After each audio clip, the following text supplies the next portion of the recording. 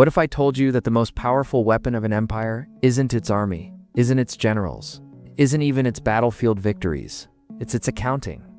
For over 6 centuries, one empire fought war after war against kings and sultans, republics and crusaders, rebels and rising European powers. They conquered nations, they lost nations, borders shifted, crises erupted. Armies marched from the Balkans to the Arabian desert. And through all of it, they did something almost no other empire in history ever managed to do. They didn't go bankrupt. Because the Ottoman Empire didn't just fight wars, it mastered the art of financing war endlessly. Welcome to The Financial Historian, where money, power, and history collide. Nothing is ever as simple as it looks. The Ottoman Empire lasted from roughly 1299 to 1922, longer than the Roman Empire, longer than the British Empire, longer than almost any state the modern world usually talks about. But longevity alone isn't the most interesting part. The real mystery is this: how did an empire that fought almost continuously avoid collapsing under the financial weight of war? In the Western imagination, empires fall because they lose battles. But battles don't bankrupt nations. Budgets do. Leadership does. Logistics do. The Ottomans understood this early. Instead of copying Europe's system of heavy taxation and cash-paid armies, they built something far more efficient, a system where war could largely pay for itself. To understand how that system worked, we need to understand what the Ottoman Empire actually was. For many Western audiences, it exists as a blur of images: turbans, sultans, domes, janissaries. The imagery is familiar. The centuries-long engine behind it is not, so let's slow down. The Ottomans began as a small frontier principality in northwest Anatolia. They were led by Osman I, a warlord with a few thousand mounted warriors, and an exceptional talent for being in the right place at the right time.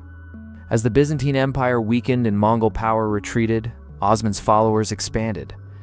And their early victories weren't just military successes, they were financial windfalls. Every conquest brought land, every land brought crops, every crop brought taxes. Every new population meant new revenue. From the very beginning, warfare wasn't just a cost, it was an income stream. By the time the Ottomans captured Bursa in 1326 and crossed into Europe in the 1350s, they were no longer a frontier tribe.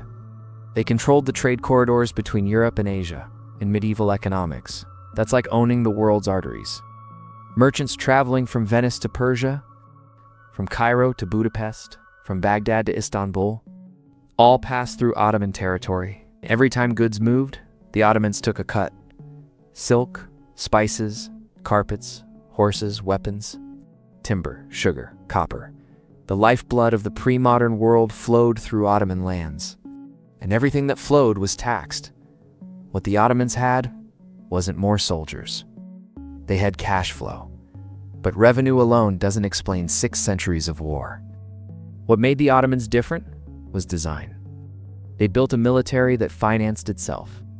This brings us to one of the most misunderstood innovations in imperial history: the timar system. Imagine eliminating the most expensive line item in any military budget: payroll. Instead of paying soldiers in cash, the Ottomans paid them in rights. A timar was a tax district. Cavalryman, a sepahi, was granted the right to collect taxes from a village or region. In return, he equipped himself, maintained his horse, and appeared for war fully armed. No salary, no pension. No treasury drain. The soldier funded himself. The state cut costs. The soldier cared about local stability. The peasants lived under predictable authority. The army could mobilize instantly, without emptying the treasury. It was dangerous. But in the 1300s and 1400s, it worked spectacularly well. But cavalry wasn't enough. The Ottomans needed infantry. And that brings us to their second financial innovation: the janissaries. They were feared by enemies, resented by Christians, trusted by sultans more than their own families. Professional, disciplined, state loyal. The closest thing the medieval world had to modern Marines. They were created through the devshir, a child levy. Christian boys were taken, converted, educated, and trained. This system was brutal, and it should never be romanticized. But financially, it was revolutionary. The empire acquired elite soldiers without paying the lifetime cost of raising them. Childhood expenses were outsourced. Training was centralized. Loyalty was absolute. Early janissaries couldn't marry or own businesses, preventing corruption. If timars made cavalry self-financing, the janissaries made infantry efficient and affordable. Together, they saved the empire staggering sums. The Ottomans went even further. They ensured that war paid for war. Every conquest expanded the tax base. New lands meant new timars. New ports meant new tolls. New trade routes meant new revenue. European kingdoms often won wars and returned poorer. The Ottomans often returned richer. This wasn't luck, it was cash flow. By the 1500s, the Ottoman Empire was one of the wealthiest states on earth. They reinforced this with state monopolies: salt, coffee, tobacco, soap, everyday goods, predictable income. Empires always have revenue anchors. The Ottomans also collected tribute from vassal states. For centuries, the empire lived within its means.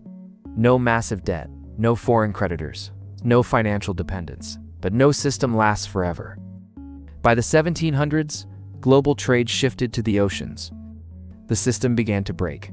To modernize, the Ottomans adopted European armies. It required cash salaries, and cash required loans. Debt spiraled, payments failed, sovereignty vanished. Empires don't die on the battlefield, they die on the balance sheet. History doesn't repeat itself, but if you don't understand it, it will crush you all the same. History has the answers. I'll show you where to look.